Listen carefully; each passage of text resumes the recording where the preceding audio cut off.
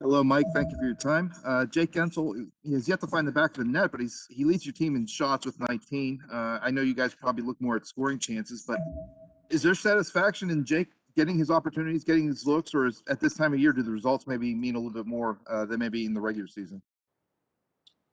Well, obviously, we'd like him to find the back of the net. There's no doubt about that. But as a team, as a coaching staff, as a group of players, all we can control is the process, and that's what we look at. And so they've had a fair amount of looks. Jake's had a number of opportunities. The puck hasn't gone in the net for him to this point, but he's had a fair amount of opportunities to finish. So our feeling is that if he just stays with it, he'll find the back of the net. He's too good a player.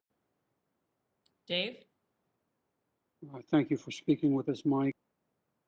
In a similar vein, Jared McCann in late March and early April was on a real goal-scoring tear, but he's also had trouble finding the net lately. Is there anything that he was or was not doing back then that isn't the case now? My response would be the same as to Jake. All that Jared can control is just the process and trying to play the game the right way and making sure that he's doing his job shift to shift. If he does, he'll get the looks. When he gets the looks, I think Jared has the ability to finish. We all know that, and so that's the conversation that we have with the guys.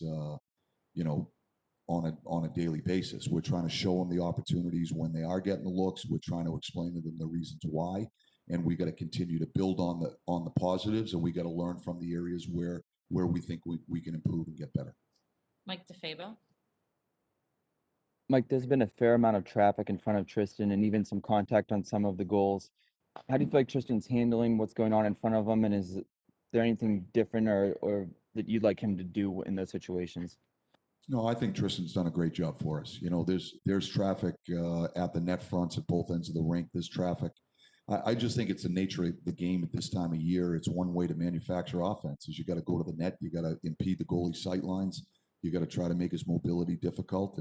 And so it's not anything that's revolutionary. We've got to do as good a job as we can at getting box outs and seals and trying to give Tristan an opportunity to see the puck and find the puck. And we continue to preach that to our guys. We're working on those details. At the other end of the rink, we're trying to make it hard on their goaltender by getting to the net front. A few more. Jenna Harner? Mike, what's the most important aspect of your guys' game tonight that you want them to establish pretty early on? I just think it's the mindset and the resilience.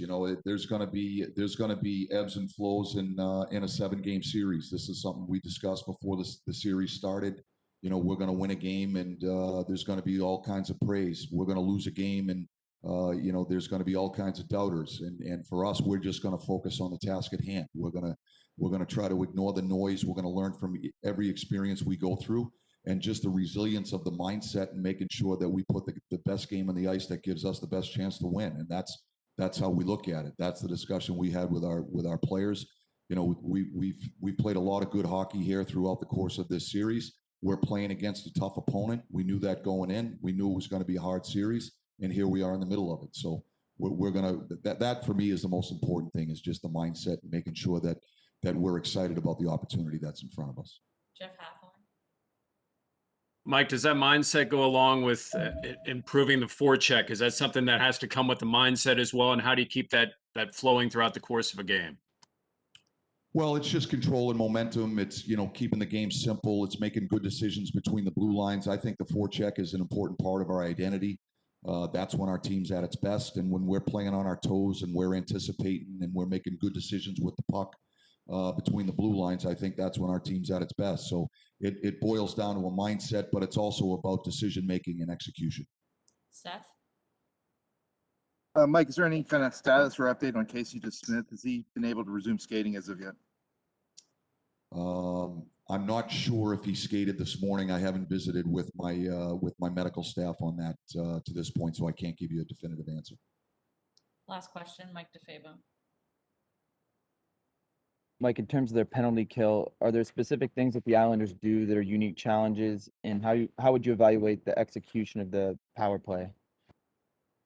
Well, it's tough to evaluate it when you get 30 seconds of power play time, and that's all we got last game. So You know, I'm not sure that has application for the game tonight, but we know going in that the Islanders have a real good power play.